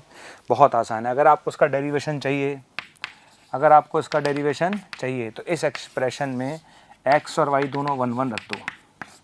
इस एक्सप्रेशन में x और y दोनों 1 1 रख दो। दुनिया में जहाँ जहाँ x और y आ रहा है वहाँ पे 1 1 रख दो, रख देंगे। और जैसे ही आप x और y 1 1 रखेंगे तो ये आएगा 2 की पावर n, यही आएगा। अच्छा, इधर कितना आएगा? x और y 1 1 रख देंगे तो कितना आएगा? NC0 plus NC1 and so on NCn, ये आ जाएगा। तो दिस इज द फॉर्मूला। समझ में आ गया? तो इस तरीके से हम फॉर्मूला कैलकुलेट कर सकते हैं। तो C0 plus C1 and so on Cn जो होगा, इसका फॉर्मूला होगा 2 की पावर n। और ये आया कहाँ से? x और y दोनों की जगह 1 1 रखकर। राइट? इसे कहते हैं sum of binomial coefficients. Binomial coefficients का सम। अभी हमने बोला कि भाई बाइनोमियल के अंदर जो बाइनोमियल जो होती है हमारे पास, बाइनोमियल जो क्या बोलते हैं, बाइनोमियल थ्योरम होती है, उसमें नंबर ऑफ टर्म्स हमने बोली थी n+1 होती है। ठीक है, वो तो ठीक है। लेकिन जैसे मान लेते हैं आपने लिखा क्वेश्चन x प्लस वाई की पावर 13 और आपने मुझसे पूछा कि बताओ नंबर ऑफ टर्म्स कितनी होंगी, तो हम मुस्कुरा के जवाब देंगे भैया नंबर ऑफ टर्म्स होंगी 14। कोई डाउट ही नहीं है, x प्लस वाई की पावर 13 है तो नंबर ऑफ टर्म्स कितनी होंगी? 14 होंगी, है ना। ये बात हम पहले से जानते थे कि अगर x प्लस वाई की पावर 13 है तो नंबर ऑफ टर्म्स कितनी होंगी? 14 होगी। ठीक। अब क्वेश्चन ये नहीं है, क्वेश्चन ये है भाई। ठीक, तो x प्लस वाई की पावर 13 है तो नंबर ऑफ टर्म्स कितनी होंगी? 14 होंगी। अब मैंने क्वेश्चन ये नहीं पूछा, मैंने आपसे पूछा भैया क्वेश्चन कि x plus Y plus Z की पावर 9 है, तो उसमें बताओ नंबर ऑफ टर्म्स कितनी होंगी। क्वेश्चन पूछा गया X plus Y plus Z की पावर 9 में नंबर ऑफ टर्म्स कितनी होंगी, तो आप फंस गए, क्योंकि भाई आपको तो बाइनोमियल का आइडिया था, आपको तो बाइनोमियल का आइडिया था, तो 3 टर्म्स का सम है, ठीक है। तो अब क्या करेंगे, तो हम एक काम करते हैं, सबसे पहली बात ऐसे क्वेश्चंस में नंबर ऑफ टर्म्स निकालने के लिए किसी एक को, है ना, जैसे एक्स प्लस वाई को आपने टी मान लिया, ठीक है। तो टी मानने से क्या फ़ायदा हुआ, ये बनेगा टी प्लस जेड की पावर 9 बन गया, ठीक है, कोई दिक्कत नहीं। अब मैं इसे एक्सपेंड करता हूँ, जब मैं इसे एक्सपेंड करूँगा तो क्या होगा भाई, टी प्लस जेड की पावर 9 को जब मैंने एक्सपेंड करना चालू किया कितना आएगा, 9c0 टी की पावर 9 प्लस 9c1 टी की पावर 8 इंटू जेड, ठीक है, 9c2 टी की पावर 7 इंटू जेड स्क्वायर और 9c9 और जेड की पावर 9। समझ में आ गया, ये आ जाएगा, राइट, यहाँ तक आ गया। अब यहाँ तक आने का आपसे पूछा गया भाई नंबर ऑफ टर्म्स निकालो, तो कैसे निकालेंगे नंबर ऑफ टर्म्स, देखिए टी क्या है अपने पास, टी व्हाट इज टी, ठीक है, टी क्या है, तो टी मैंने आपने माना था एक्स प्लस वाई, है ना, तो टी कितना है भाई एक्स प्लस वाई, तो ये बन गया एक्स प्लस वाई की पावर 9, एक्स प्लस वाई की पावर 9, एक्स प्लस वाई की पावर 9 में नंबर ऑफ टर्म्स कितनी होंगी 10, नंबर ऑफ टर्म्स कितनी होंगी 10, ठीक है, तो नंबर ऑफ टर्म्स कितनी होंगी बेटा 10, ओके। ये एक्स प्लस वाई की पावर 9 है, एक्स प्लस वाई की पावर 9 में नंबर ऑफ टर्म्स कितनी होगी 10, इधर आ जाओ, ये एक्स प्लस वाई की पावर 8 है, इससे कोई मतलब नहीं है जेड से, नंबर ऑफ टर्म्स है ना भाई, नंबर ऑफ टर्म्स का मतलब, अरे यार मेरे पास 8 टर्म को जेड से मल्टीप्लाई करूंगा टर्म तो 8 ही रहेंगी, टर्म्स थोड़ा चेंज होंगी, नंबर ऑफ टर्म्स थोड़ा चेंज होंगी, तो अगर यहाँ टी की पावर 8 लिखा हुआ है तो नंबर ऑफ टर्म्स कितनी होंगी 9, कितनी होंगी 9, तो जेड से कोई फर्क नहीं पड़ने वाला, तो नंबर ऑफ टर्म्स कितनी होंगी 9, अगले वाले में 8, लास्ट वाले में 1, ठीक है। आंसर कितना आएगा n इंटू एन प्लस 1/2, कितना आंसर आएगा 55, आंसर इज 55, ठीक है। तो ये नंबर मेथड नंबर 1 है, ठीक। अच्छा मेथड नंबर 2 देखते हैं भाई, ये तो मेथड नंबर 1 हो गया, अब मैं मेथड नंबर 2 की बात करता हूँ भाई। मेथड नंबर 2 क्या है, देखिए मेथड नंबर 2 ये कहता है, आप इसको ऐसे समझो, मेथड नंबर 2 ये कहता है ऐसे समझो कि मेरे पास 9 आइडेंटिकल बॉल्स हैं, ठीक है, और मुझे उनको 3 लोगों में डिस्ट्रीब्यूट करना है, और कितने भी तरीके से डिस्ट्रीब्यूट करना हो, किसी को कुछ भी ना मिले, किसी को कुछ मिले, तो ये बैगर्स मेथड है जो हम पीएनसी में पढ़ाते हैं, ठीक है। तो बेसिकली मैं इस क्वेश्चन को करा रहा हूँ बैगर्स मेथड से। बैगर्स मेथड उन लोगों के लिए जिन्होंने पीएनसी पढ़ा हुआ है, अगर आपने नहीं पढ़ा हुआ है तो भैया आपके लिए मेथड नंबर 1 है, अगर आपने पढ़ा हुआ है तो आपके लिए मेथड नंबर 2 है, ठीक है। मेथड नंबर 2 ऑब्वियसली बात है ज़्यादा आसान है as compare to method number 1 के, क्योंकि सीधा सीधा बैगर्स मेथड हो जाएगा। बैगर्स मेथड के हिसाब से कैसे करेंगे कि मेरे पास 9 आइडेंटिकल कॉइन्स हैं, कितने कॉइन्स हैं 9 आइडेंटिकल कॉइन्स हैं, और मुझे उनको 3 बैगर्स में डिस्ट्रीब्यूट करना है, ठीक। तो 9 आइडेंटिकल कॉइन्स को 3 बैगर्स में डिस्ट्रीब्यूट करो, किसी इस तरह से डिस्ट्रीब्यूट करो कि किसी भी बैगर को कितने भी कॉइन मिल सकते हैं, नन मोर और 1 के फंडे से, ठीक है ना, नन 1 और मोर के फंडे से बांटिए, ठीक है। 9 कॉइन्स को, आइडेंटिकल कॉइन्स को मैं 3 लोगों में बांट रहा हूँ, तो फॉर्मूला क्या था, फॉर्मूला था बेटा n plus r minus 1 C r minus 1, तो यहाँ पर n कितना है 9 और भिखारी कितने हैं 3 c 3 2 3 माइनस 1, ठीक है। तो आपका आंसर कितना आएगा बेटा 11c2, यानी 11 into 10 divide by 2, answer is 55। तो कहने का मतलब ये है कि इसको अगर मैं जनरलाइज कर दूं तो x plus Y plus Z की पावर n अगर मेरे पास आ रहा है तो नंबर ऑफ टर्म्स निकालने का जो फॉर्मूला होगा वो होगा n plus r minus 1 C r minus 1। समझ आ गया, this is the formula to calculate number of terms. अगर आपसे पूछता है तो हमारा आंसर होगा बेटा नंबर ऑफ टर्म्स होगा n plus r minus 1 C r minus 1। Directly आप कैलकुलेट करिए, ज़्यादा अच्छा है, फुकट में मेहनत करने की ज़रूरत नहीं है। और फंडा क्या है, सीधा सीधा बैगर्स मेथड का फंडा है, x प्लस 2y का होल स्क्वायर, है ना। अब ये क्वेश्चन आया, अब आपसे उसने 2 क्वेश्चन पूछे, x प्लस 2y के होल स्क्वायर में से 2 क्वेश्चन पूछे। पहला क्वेश्चन पूछा, एक तो होता है सम ऑफ बाइनोमियल कोएफिशिएंट, पहला क्वेश्चन पूछा उसने सम ऑफ बाइनोमियल कोएफिशिएंट, ठीक है। और दूसरा क्वेश्चन पूछा गया sum of coefficient, sum of coefficient, ठीक है। आपसे 2 अलग अलग क्वेश्चन पूछे जा रहे हैं, एक तो x प्लस 2y का होल स्क्वायर दिया गया और आपसे पूछा गया सम ऑफ बाइनोमियल कोएफिशिएंट निकालिए और एक सम ऑफ कोएफिशिएंट निकालिए। तो देखिए मैं फ़र्क समझाता हूँ। जब आप इसे ओपन करेंगे, है ना, जब आप इसे ओपन करेंगे तो क्या आएगा भाई, इसको ओपन करेंगे तो आएगा NC0 x स्क्वायर आएगा plus NC1 x into 2y आएगा, ठीक है। और दूसरा आएगा NC2 इंटू 2y का होल स्क्वायर आएगा। समझ में आ गया, तो ये आ जाएगा NC0 x square plus NC1 x into 2y plus NC2 2y का होल स्क्वायर आएगा, ये आ जाएगा, राइट। ये आने के बाद ये आ गया भाई, ये आने के बाद अब आपने मुझसे क्या पूछा भाई, अब आपने मुझसे जो पूछा है वो ये है कि सम ऑफ बाइनोमियल कोफिशिएंट्स बताओ, है ना। अच्छा यहाँ 2c0 आएगा, सॉरी यहाँ पर पावर 2 है, तो 2c0, 2c1 और 2c2, राइट। तो अगर आपसे पूछा जाए बाइनोमियल कोफिशिएंट्स का सम बताओ, तो हम लिखेंगे भाई सम ऑफ बाइनोमियल कोफिशिएंट, ठीक। अगर आपका केवल ये पूछेंगे तो 2c0 plus 2c1 plus 2c2, तो आंसर इज 4, या आप बोल सकते हैं 2 का स्क्वायर। तो वो तो आंसर आना ही था भाई। सम ऑफ बाइनोमियल कोफिशिएंट तो 2 की पावर n ही रहेगा भाई। सम ऑफ बाइनोमियल कोफिशिएंट तो 2 की पावर n ही रहेगा ना। अगर हम बाइनोमियल की बात कर रहे हैं तो बाइनोमियल के अंदर तो सम ऑफ बाइनोमियल कोफिशिएंट 2 की पावर n ही रहेगा, और n यहाँ पर 2 था, तो सीधा आंसर दे सकते थे 4, ठीक। एक होता है सम ऑफ कोफिशिएंट्स, एक होता है सम ऑफ कोफिशिएंट, ठीक है। तो बाइनोमियल कोफिशिएंट और कोफिशिएंट में फ़र्क क्या है, देखिए। एक तो बाइनोमियल कोफिशिएंट होता है, कोफिशिएंट होता है। यहाँ पर एक्स स्क्वायर का कोफिशिएंट कितना है, 2c0। यहाँ पर एक्स वाई का कोफिशिएंट कितना है, 2 इंटू 2 4 है। बाइनोमियल कोफिशिएंट 2c1 है, पर कोफिशिएंट 4 है, कोफिशिएंट 4 है। यहाँ पर कोफिशिएंट कितना है, 4, कोफिशिएंट 4 है, यहाँ 4 है और यहाँ 1 है, ठीक है। तो ये ध्यान रखिए, कोफिशिएंट की बात करेगा तो 1 + 4 + 4 यानी कितना आंसर आएगा, 9, ठीक। तो दोनों की ट्रिक हमारे पास है। अगर आपने मुझसे पूछा बाइनोमियल के अंदर कि बाइनोमियल कोफिशिएंट्स का सम बताओ, तो मेरा आंसर होगा 2 की पावर n। लेकिन आपने मुझसे पूछा नहीं सर सम ऑफ कोफिशिएंट्स बताओ, तो क्या करेंगे, सम ऑफ कोफिशिएंट्स निकालने के लिए जितने भी वेरिएबल आ रहे हैं सबकी जगह 1 1 रख दो, ठीक है। क्या करेंगे, to find sum of coefficients, to find sum of coefficients, ठीक है। To find sum of coefficient आप क्या करोगे, पुट करोगे x = y = 1। सीधी बात है, जो वेरिएबल आए सबकी जगह 1 1 रख दो, खत्म काम, सीधा आपका आंसर आएगा। तो फाइंड सम ऑफ कोफिशिएंट का सम निकालने के लिए जितने भी वेरिएबल आ रहे हैं सब जगह 1 1 रख दो, ठीक है। इस क्वेश्चन में अगर मुझे बाइनोमियल इसमें कोफिशिएंट्स का सम निकालना है तो भैया इसमें x और y की जगह 1 1 रख दो, ठीक। अगर मैं x और y की जगह 1 1 रखूँगा तो ये आएगा 1 + 2 का स्क्वायर, कितना आएगा, 9। आपका आंसर 9 ही आया था, क्लियर। तो ये एक तरीका है ऐसे क्वेश्चंस को सॉल्व करने का।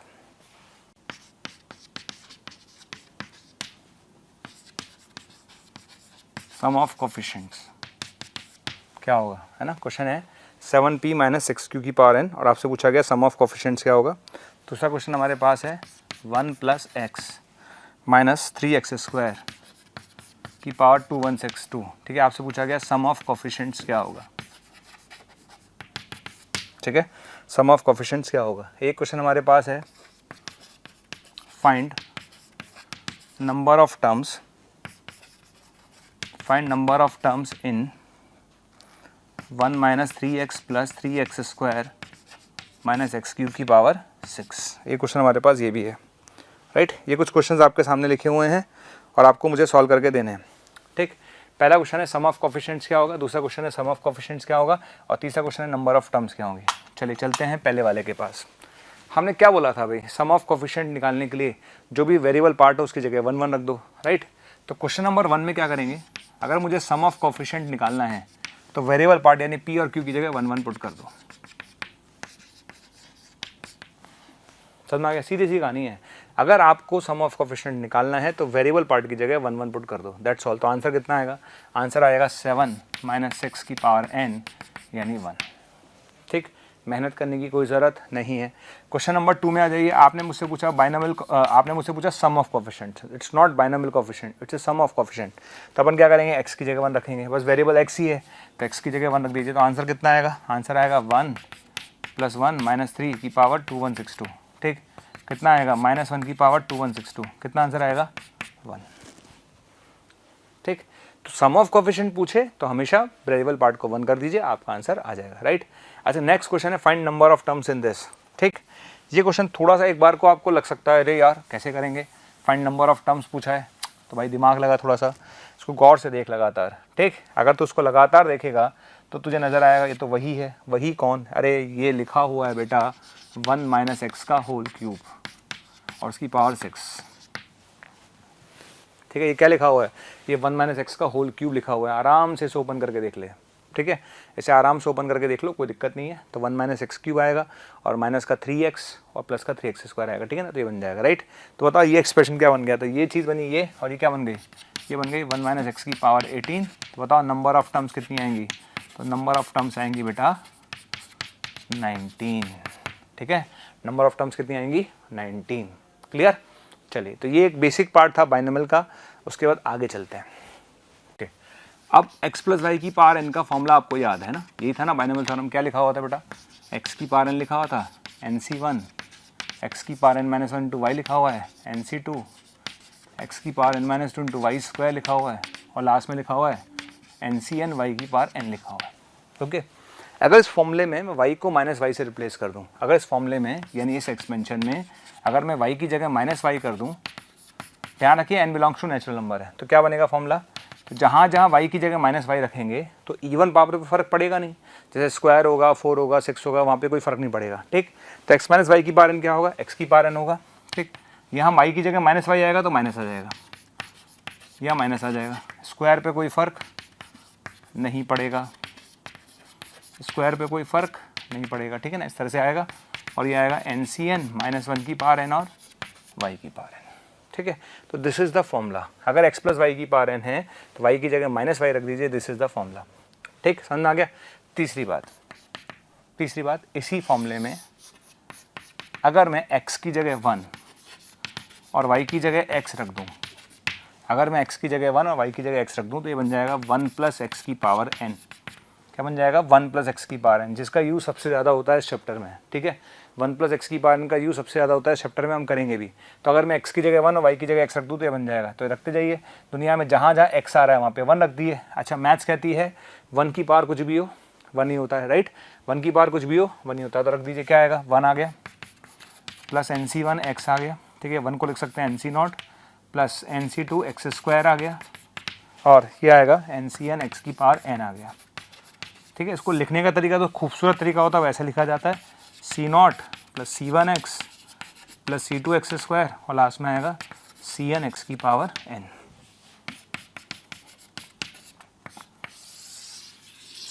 आ गया? और इस फॉर्मूले में अगर हम x की जगह माइनस एक्स रख दें, ठीक है, इस फॉर्मूले में अगर x की जगह माइनस एक्स रख दें तो ये बन जाएगा 1 माइनस एक्स की पावर n C0, ठीक, minus C1x plus C2x square and so on, और ये बनेगा प्लस CN माइनस 1 की पावर n और x की पावर n, ये आ जाएगा। ठीक है, तो ये 4 बातें हैं। मेरा ये मानना है कि मुझे x प्लस वाई की पावर n अच्छे से आना चाहिए और एक 1 प्लस एक्स की पावर n अच्छे से आना चाहिए। ठीक है, बाकी सब चीज़ें हम मैनेज कर लेंगे, कोई इशू नहीं है भैया, किसी भी तरह का कोई इशू आएगा नहीं, और हमें कोई दिक्कत भी नहीं है ना, वो हम सब मैनेज करेंगे, तो उसमें कोई इशू नहीं है, राइट? चलिए अब हम चलते हैं नेक्स्ट क्वेश्चन पे। 2 छोटे छोटे क्वेश्चन आपके सामने लिखे हुए हैं। पहला क्वेश्चन है x प्लस 1 बाई एक्स की पावर 5, उसमें आपसे पूछा गया है कि फोर्थ टर्म क्या होगी। दूसरा क्वेश्चन पूछा गया फोर्थ टर्म फ्रॉम एंड क्या होगी। दोनों क्वेश्चन अलग अलग हैं, ठीक है, कोई दिक्कत नहीं है, हमें निकालनी है फोर्थ टर्म। ठीक, तो फोर्थ टर्म निकालने के लिए मैंने आपको एक फंडा सिखाया था, वो हमेशा याद रखिए। क्या होती है जनरल टर्म? जनरल टर्म बेटा ये होती है TR plus 1 equals to NCR, first की पावर n माइनस r और सेकेंड की पावर r। बस ये फंडा आप याद रखो हमेशा, ठीक है। बस अब आपको देख लो कौन सी टर्म चाहिए, आपको फोर्थ चाहिए, कौन सी चाहिए फोर्थ, तो r की जगह 3 रखो, तो r की जगह 3 रखेंगे तो फोर्थ टर्म आ जाएगी। ठीक है, तो फोर्थ टर्म क्या आएगी बेटा? NCR, n कितना है 5, तो 5CR। ठीक है, n कितना है 5, तो NCR यानी 5CR। फिर फर्स्ट कौन है? x, फर्स्ट कौन है? x। ठीक है, n माइनस r, तो 5 माइनस 3, और सेकंड कौन है? सेकंड है 1/x, तो 1/x की पावर r। ठीक है, तो आपका आंसर आएगा 5C3 एक्स स्क्वायर, और ये आएगा 1/x क्यूब। तो आंसर आ गया 5C3/x। ठीक है, ये आपका आंसर है। अच्छा, आपसे पूछा गया फोर्थ टर्म फ्रॉम एंड, इसका B part, fourth term from end. ध्यान रखिए जब एंड से पूछे तो एंड वाले को फर्स्ट मानना है, बस ये ध्यान रखना। अरे यार एंड से पूछ रहा है तो मैं एंड से चलूंगा भाई, और क्या लॉजिक है? तो जब भी एंड से पूछे तो एंड वाले को फर्स्ट मानना है और पहले वाले को सेकंड मानना है, उल्टा चलना है, दैट्स ऑल। तो आपने मुझसे पूछा एंड से फोर्थ टर्म निकालो, तो एंड से फोर्थ टर्म पूछोगे तो मैं इसको फर्स्ट मानूंगा, इसको सेकंड मानूंगा। एंड से जब भी बात करे तो एंड वाले को फर्स्ट, इसको सेकंड। ठीक है, फॉर्मूला यही रहेगा हमेशा, इसलिए मैं ये फॉर्मूला यूज करता हूँ, कंफ्यूजन नहीं करता हूँ भाई। कुछ नहीं बोला तो बिगनिंग से लेना है, और एंड से पूछेगा तो एंड वाले को फर्स्ट मानूंगा, राइट? तो अगर आपने एंड से फोर्थ टर्म पूछा है तो ये फर्स्ट है और ये सेकंड है। तो फॉर्मूला लिख रहा हूँ मैं, क्या लिखूंगा? Fourth term 5C3, what is first? And से फर्स्ट क्या है? 1/x की पावर 5 माइनस 3, ठीक है, और x की पावर 3, ये आपका आंसर है। तो 5C3 और ये आएगा बेटा x क्यूब अपॉन x, तो ये x आ जाएगा। अब हम चलते हैं क्वेश्चन नंबर 2 पर। हम चलते हैं क्वेश्चन नंबर 2 पर, ठीक है। क्वेश्चन नंबर 2 क्या कहता है? क्वेश्चन नंबर कहता है binomial coefficient of T5, T5 का मतलब फिफ्थ टर्म का बाइनोमियल कोएफिशिएंट बताओ, पहला क्वेश्चन, और कोएफिशिएंट ऑफ T5 दूसरा क्वेश्चन। तो पहले मैं फिफ्थ टर्म लिख लेता हूँ। अगर मुझे फिफ्थ टर्म लिखनी है तो R कितना हुआ 4, R कितना हुआ 4, ठीक है। तो फिफ्थ टर्म लिख रहे हैं, तो फिफ्थ टर्म क्या आएगा बेटा? फिफ्थ टर्म होगा NCR, NCR है ना, NCR, ठीक है, NCR फर्स्ट की पावर, ठीक है ना, फर्स्ट की power n minus R, first की पावर n माइनस आर और सेकेंड की पावर r, ठीक है, समझ में आ गया। तो NCR का मतलब हो गया 9C4, फर्स्ट की पावर n माइनस आर यानी 9 माइनस 4 और सेकेंड की पावर r, ठीक है, ये आ गया। तो अपने पास अगर अब यहाँ तक आ गया, यहाँ तक आने के बाद क्या लिखेंगे? 9C4 आ रहा है, 2 की पावर 5 आ रहा है, ठीक है, और ये आ रहा है 3 की पावर 4 आ रहा है, ओके, और साथ में कितना आ रहा है? साथ में जो भी x की टर्म आ रही है, x की टर्म से मेरा कोई लेना देना नहीं है, x की पावर 12 आ रही है और यहाँ पर x की पावर कितनी आ रही है? x की पावर 10 आ रही है, ठीक। अगर आप मुझसे बोलते हो सर बाइनोमियल कोएफिशिएंट बताओ, आप मुझसे बोलते हो बाइनोमियल कोएफिशिएंट बताओ, तो मैं बोलूँगा बाइनोमियल कोएफिशिएंट होगा 9C4, ठीक है। अगर आप मुझसे बोलते हो बाइनोमियल कोएफिशिएंट बताओ तो मेरा आंसर होगा 9C4, और आप मुझसे बोलते हो कोएफिशिएंट बताओ तो मेरा आंसर होगा 9C4 इंटू 2 की पावर 5 अपॉन 3 की पावर 4, ठीक है। तो ये दोनों क्वेश्चन है अलग अलग है ना, समझ में आ गया। तो पिछले क्वेश्चन में हमने एक चीज़ सीखी थी, from beginning and from and, यहाँ पर हमने सीखा कोएफिशिएंट एंड बाइनोमियल कोएफिशिएंट। अब हम चलते हैं नेक्स्ट क्वेश्चन की तरफ। देखिए नेक्स्ट क्वेश्चन है, हम धीरे धीरे क्वेश्चन का लेवल बढ़ाएंगे बाद में, है ना। देखिए जैसे क्वेश्चन लिखा हुआ मेरे सामने, उसमें बोला है क्वेश्चन में कि भाई ये क्वेश्चन आपके सामने एक बाइनोमियल एक्सपेंशन आपके सामने है ना, बाइनोमियल था, और हम दे रखिए उसने पूछा कोएफिशिएंट ऑफ a की पावर 7 क्या होगा, a का क्यूब क्या होगा, a की पावर 1/4 क्या होगा, और इंडिपेंडेंट ऑफ a क्या होगा। 4 अलग अलग क्वेश्चन है, ठीक है। तो सबसे पहली बात क्या करूँगा भाई, सबसे पहले मैं a की पावर निकालूंगा। क्या निकालूंगा? a की पावर निकालूंगा, ठीक। तो a की पावर निकालने के लिए क्या करेंगे? देखिए सबसे पहले मैं इसकी जनरल टर्म लिखता हूँ, सारे क्वेश्चन में हमें जनरल टर्म ही लिखते हैं, यही भगवान है, ठीक है। लिखेंगे 12CR, फिर क्या लिखेंगे? फर्स्ट है ना, फर्स्ट की पावर 12 माइनस आर और सेकेंड की पावर r, सेकेंड की पावर r, ठीक है। ये कितना आ जाएगा? तो ये आ गया 12CR, ये आएगा 3/4 की पावर 12 माइनस आर, ठीक है ना, और ये आएगा 2/3 की पावर r, ठीक है। और ये a की पावर कितना आएगा? a की पावर आएगा भैया 24 माइनस 2r/3 प्लस r/2, ठीक। भाई फिलहाल आपको एक ही पावर पे फोकस करना है। देखिए कोई भी क्वेश्चन इस तरह से आता है, ए क्यूब का कोएफिशिएंट निकालो, ए की पावर 6 का कोएफिशिएंट निकालो, ए की पावर 9 का कोएफिशिएंट निकालो, ए की पावर 7 का कोएफिशिएंट निकालो, किसी का भी कोएफिशिएंट निकालो, आपको जनरल टर्म लिखनी है। तो फर्स्ट ऑफ ऑल मैंने इसकी जनरल टर्म लिख ली, ठीक है। जनरल टर्म लिखने के बाद मुझे ए से मतलब था, तो मैंने ए वाले सब एक तरफ इकट्ठे कर लिए, ठीक है। अब चलते हैं आगे। तो 12CR ये चल ही रहा है, ठीक है, और ये 3 की पावर 12 माइनस आर है, 3 की पावर आर है ना, ये 3 की पावर 12 माइनस आर है, 3 की पावर आर है, तो 3 की पावर 12 माइनस 2r, ठीक है। ये 4 की पावर 4 मतलब 2 का स्क्वायर हो गया ना, 4 का मतलब 2 का स्क्वायर हो गया, तो 2 का स्क्वायर मतलब 24 माइनस 2r, और एक r ये रहा, तो 3r, ठीक। और ये इधर आ जाइए a की पावर में, है ना, a की पावर में आ जाते हैं 6, तो कितना आएगा? 2 मतलब 48, 6 मतलब 2 आएगा ना, तो 2 यहाँ पर आएगा, तो 2 48 माइनस 4r प्लस 3r, ठीक है। चलिए तो ये आ जाएगा। अब ये मेरे पास बन चुका है एक्सप्रेशन, राइट। इस एक्सप्रेशन में कोई दिक्कत किसी को है भी नहीं और हमें होनी भी नहीं चाहिए। अब हम एक एक करके क्वेश्चन पे सॉल्व करते हैं। देखिए जो फर्स्ट पार्ट है वो कहता है कि मुझे a की पावर 7 का कोएफिशिएंट निकालना है, a की पावर 7 का कोएफिशिएंट निकालना है, इसका मतलब मुझे इसको 7 के इक्वल करना है, ठीक है। इस एक्सप्रेशन को मुझे 7 के इक्वल करना है, ठीक है। तो फर्स्ट पार्ट के लिए क्या करेंगे भाई? फर्स्ट पार्ट के लिए मैं क्या करूँगा, इसको क्या लिखा हुआ है, ये 48 माइनस r/6, ठीक है ना, ये लिखा हुआ है। इसको किसके इक्वल करना है? 7 के इक्वल करना है। तो यहाँ से r की वैल्यू 6 आ रही है, और अगर r की वैल्यू 6 आ रही है तो बताओ आंसर कितना आएगा? आंसर आएगा 12C6, आंसर आएगा 12C6, 3 की पावर 12 माइनस 12 0, 12 माइनस 12 0, 3 की पावर 0 1, और 24 माइनस 18, 24 माइनस 18 6, तो 2 की पावर 6। ये आपका आंसर है। कैलकुलेशन ज़रूर चेक कर लें, टीचर भी इंसान होता है, मिस्टेक्स हो सकती हैं, कॉन्सेप्ट गलत नहीं होना चाहिए, दैट्स ऑल। इंपॉर्टेंट है कॉन्सेप्ट कभी गलत नहीं होना चाहिए, तो कैलकुलेशन आप ज़रूर चेक कर लें, है ना। 3 की पावर 12 माइनस आर और 12 माइनस 2r हमने सही लिखा था, राइट, और 4 का मतलब 2 की पावर 24 माइनस 2r और 2 की पावर r नीचे आ गया तो 24, ठीक है, सही लिखा हमने, सब कुछ करेक्ट है, ठीक है। तो पहला क्वेश्चन खत्म होता है। आपने पूछा a की पावर 7 का कोफिशिएंट, तो हमने इसको 7 के इक्वल किया, इस एक्सप्रेशन को 7 के इक्वल कर दिया, r आ गया, r आता है हमारा आंसर आ गया, ठीक है। सेकंड वाले पार्ट पर चलते हैं। चलिए अब सेकंड वाले पार्ट पर आ जाते हैं। सेकंड वाले पार्ट में हमें किसका कोफिशिएंट चाहिए? सेकंड वाले पार्ट में हमें कोफिशिएंट चाहिए a क्यूब का। किसका चाहिए? a क्यूब का। तो चलिए b वाले पार्ट पर आ जाइए। बेटा b वाले पार्ट को सॉल्व करने के लिए ये क्यूब का कोफिशिएंट चाहिए, तो इसको किसके बराबर करेंगे? 3 के। किसके बराबर करेंगे? 3 के। तो 48 माइनस r/6 को 3 के बराबर करेंगे तो r की वैल्यू 30 आ जाएगी, r की वैल्यू 30 आ जाएगी। लेकिन r की वैल्यू 30 हो ही नहीं सकती ना, r की वैल्यू 30 हो ही नहीं सकती ना। क्यों नहीं हो सकती? अरे भैया 12CR लिखा हुआ है भाई, 12CR। 12CR का मतलब r की मैक्सिमम वैल्यू 12 हो सकती थी, तो यहाँ पर r 30 है, विच इज़ नॉट पॉसिबल। तो लिख लीजिए r equal to 30 is not possible, ठीक है।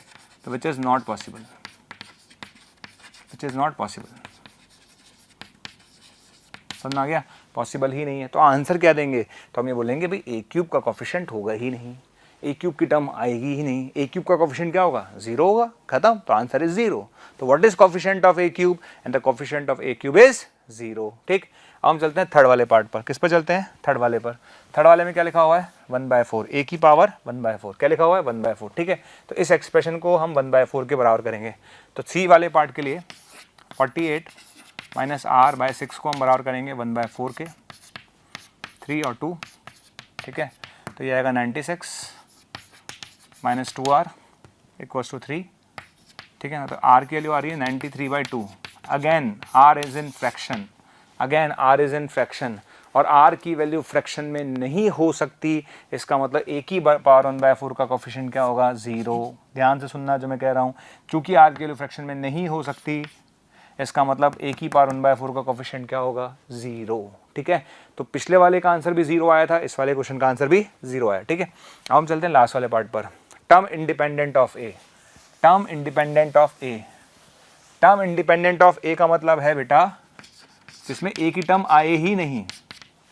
कभी भी चीज़ लिखी हुई आती ना, टर्म इंडिपेंडेंट ऑफ a, इसका मतलब है a की टर्म आएगी ही नहीं, और a की टर्म नहीं आएगी मतलब a की पावर 0 होना चाहिए। तो इसका मतलब हमें इसको 0 के बराबर करना है। तो इंडिपेंडेंट ऑफ a मतलब a की पावर 0, तो मुझे इसको 0 के बराबर करना है। तो क्या लिखेंगे? तो 48 माइनस r/6 शुड बी 0, तो r की वैल्यू 48 होनी चाहिए, r की वैल्यू 48 होनी चाहिए। क्लियर? तो r की वैल्यू 48 लिख दीजिए, आपका आंसर आ जाएगा। अच्छा, r की वैल्यू 48 वापस नहीं हो सकती, ओहो, r की वैल्यू 12 से ज़्यादा हो नहीं सकती ना, r की वैल्यू 12 से ज़्यादा हो नहीं सकती, तो अगेन इट्स नॉट पॉसिबल, ठीक है। समझ में आ गया? It's not possible. तो हम लिख लेते हैं यहाँ पर इट्स नॉट पॉसिबल,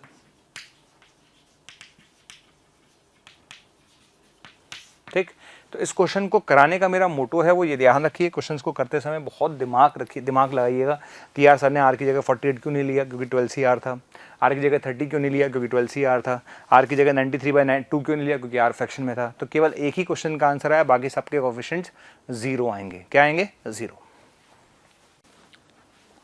अब हमारे पास क्वेश्चन लिखे हुए हैं 2, है ना। पहला क्वेश्चन लिखा हुआ है कि अगर इस बाइनोमियल एक्सपेंशन में, ये जो बाइनोमियल लिखा हुआ है आपके सामने, इस बाइनोमियल जो अपने पास लिखा हुआ है, बाइनोमियल थ्योरम लिखी हुई है बेसिकली, इसके एक्सपेंशन में x की पावर 7 का कोफिशिएंट x की पावर 8 के कोफिशिएंट के बराबर है तो n क्या होगा? क्वेश्चन है कि x की पावर 7 का कोफिशिएंट अगर x की पावर 8 के कोफिशिएंट के बराबर है तो n क्या होगा, ठीक है। तो सबसे पहले अभी कोफिशिएंट तो तब निकालूंगा जब जनरल टर्म लिखेंगे। तो फर्स्ट ऑफ ऑल हम इसकी जनरल टर्म लिख लेते हैं। इसकी जनरल टर्म क्या होगी? NCR 2 की पावर n माइनस r और x/3 की पावर r, ठीक है ना। ये लिखेंगे NCR फर्स्ट की power n minus r, second की पावर r, ठीक है, हमने लिख लिया। तो ये आएगा NCR, ठीक है, 2 की पावर n माइनस r और 3 की पावर r और x की पावर r, ऐसा हमने लिख लिया। अब हम चाहते हैं कि x की पावर 7 का कोफिशिएंट x की पावर 8 के कोफिशिएंट के बराबर हो। हम ये चाहते हैं कि x की पावर 7 का कोफिशिएंट x की पावर 8 के कोफिशिएंट के बराबर हो। इसका मतलब एक बार 7 आना चाहिए और एक बार 8 आना चाहिए। यहाँ 7 आएगा तो x की पावर 7 आएगा, 8 आएगा तो x की पावर 8 आएगा, ठीक है। तो x की पावर 7 का कोफिशिएंट, x की पावर 7 का कोफिशिएंट क्या आएगा भाई? NC7 2 की पावर n माइनस 7 और 3 की पावर 7। ये तो हो गया x की पावर 7 का कोफिशिएंट। x की पावर 7, r की जगह 7 रख दो, और x की पावर 8 का मतलब r की जगह 8 रख दो। NC8 2 की पावर n माइनस 8 और 3 की पावर 8, ठीक है। This is what this is coefficient of x की power 7, this is what, this is coefficient of x की पावर 8, और x की पावर 7 का कोफिशिएंट x की पावर 8 के कोफिशिएंट के बराबर है। कोई बात नहीं, आगे सॉल्व करते हैं। ठीक है, इससे भाई को कैंसिल करेंगे तो 2 बचेगा।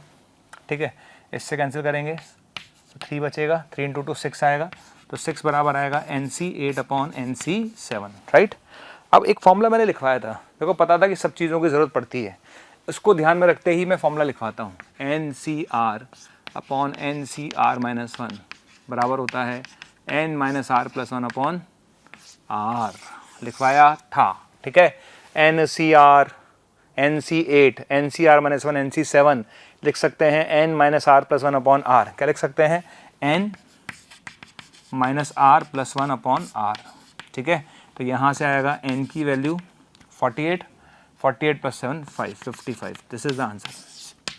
ठीक है, तो final answer is 55। The final answer is 55। समझ में आ गया? The final answer is 55। चलिए अब सेकंड क्वेश्चन पे चलते हैं। सेकंड वाले पर आ जाइए।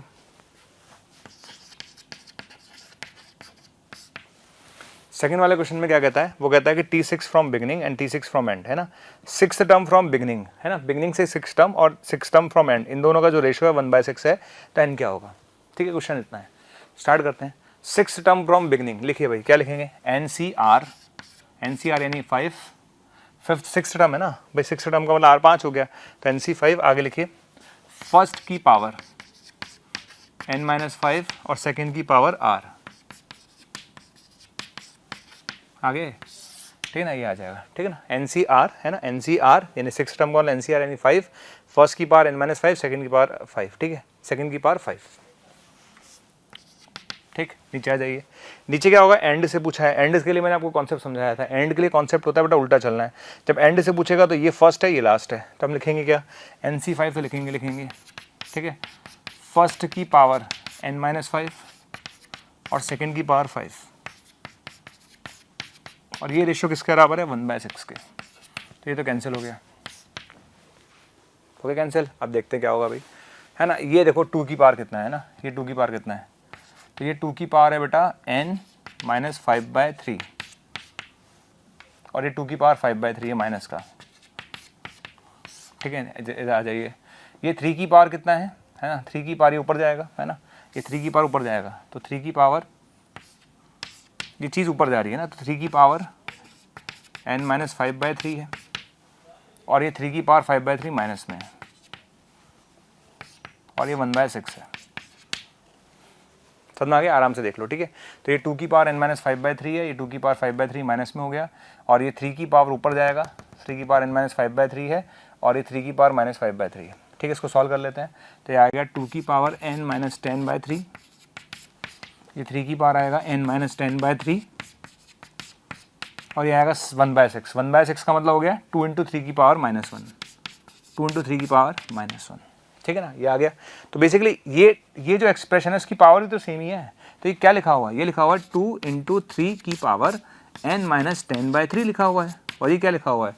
ये 2 इंटू 3 की पावर -1 लिखा हुआ है। तो बस कंपेयर कर लीजिए, करें कंपेयर। तो N-10/3 बराबर -1, तो N की वैल्यू 7 आएगी, N की वैल्यू 7 आएगी। ठीक है, N की वैल्यू कितनी आएगी? 7 आएगी। तो आंसर इज 7, राइट।